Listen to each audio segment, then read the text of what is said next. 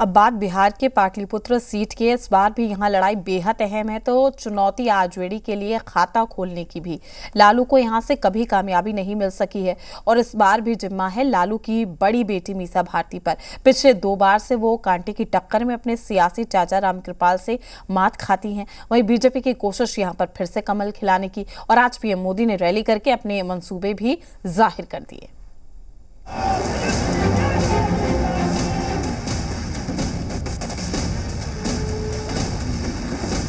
4 जून के लिए ये मनेर के लड्डू तैयार रखिए।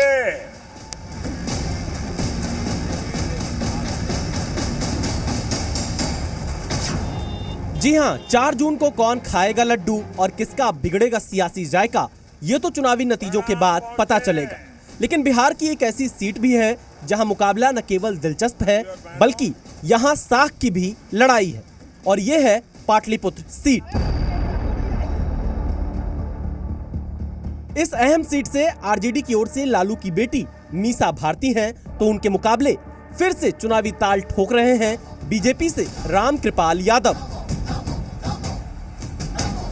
ये वही रामकृपाल हैं जो कभी लालू यादव के सबसे बड़े सिपहसालार हुआ करते थे, लेकिन सियासी कालचक्र ने ऐसी पलटी मारी कि वो लालू के लिए सबसे बड़ी चुनौती बने हुए हैं, क्योंकि अभी तक के सियासी घमासान में रामकृपाल ही मीसा भारती पर भारी पड़े हैं। अब एक बार फिर पाटलिपुत्र सीट से मीसा भारती और रामकृपाल यादव आमने सामने हैं। अब सवाल यह है कि पिछले 2 चुनावों में थोड़े अंतर से चूक रही मीसा हार की हैट्रिक रोक पाएंगी या फिर रामकृपाल जीत की हैट्रिक लगाने में कामयाब होंगे।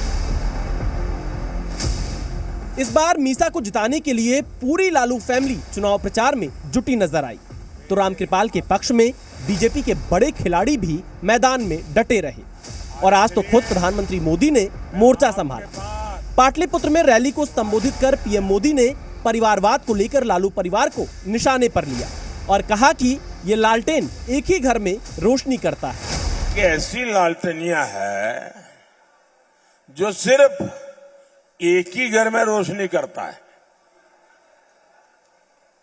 एक ही घर में रोशनी की है।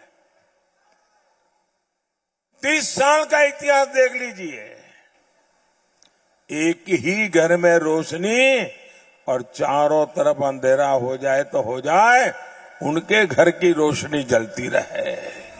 प्रधानमंत्री मोदी ने चुनावी माहौल फिर बीजेपी के पक्ष में बनाने की कोशिश की है और पार्टी को भरोसा है कि यहां से तीसरी बार कमल खिलने से कोई रोक नहीं सकता। बात अगर पाटलिपुत्र के जातीय समीकरण की करें तो इस सीट पर 16.5 लाख वोट हैं। इनमें सबसे ज्यादा यादव मतदाता करीब 4 लाख है। यहाँ भूमियार वोटर 3 लाख, 1 लाख ब्राह्मण, 1.7 लाख कुर्मी, 1.7 लाख कोयरी और 1.5 लाख मुस्लिम और बाकी एससी वोटर हैं। दोनों खेमों से यादव उम्मीदवार होने से मुकाबला दिलचस्प हो चला है। वहीं एनडीए को जेडीयू के साथ होने से कुर्मी कुशवाहा मतदाताओं का साथ मिलने की भी उम्मीद है। पिछले 2 चुनावों में यहां बेहद करीबी मुकाबला देखने को मिला था। 2014 में बीजेपी के रामकृपाल यादव को 3,83,262 वोट मिले थे। वहीं मीसा भारती को 3,42,940 वोट मिले थे। जीत का अंतर करीब 40,000 का था। वहीं 2019 में रामकृपाल यादव को 5,09,557 मत मिले थे, जबकि मीसा को 4,70,236 वोट मिले थे। इस बार जीत का अंतर करीब 39,000 था।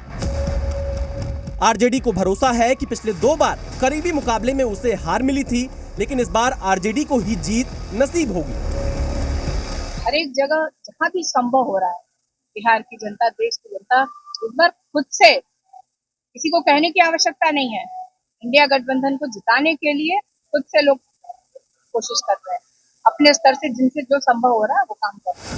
रामकृपाल यादव भी पूरी तरह निश्चिंत नजर आ रहे हैं कि मोदी के चेहरे के दम पर पाटलिपुत्र में भगवा लहराएगा। पाटलिपुत्र की जंग इस बार कांटे की है। लालू की बड़ी बेटी के सामने चुनौती हार की हैट्रिक रोकने की है, तो वहीं रामकृपाल के सामने चुनौती इस सीट पर लगातार तीसरी बार कमल खिलाने की है। ब्यूरो रिपोर्ट, जी मीडिया।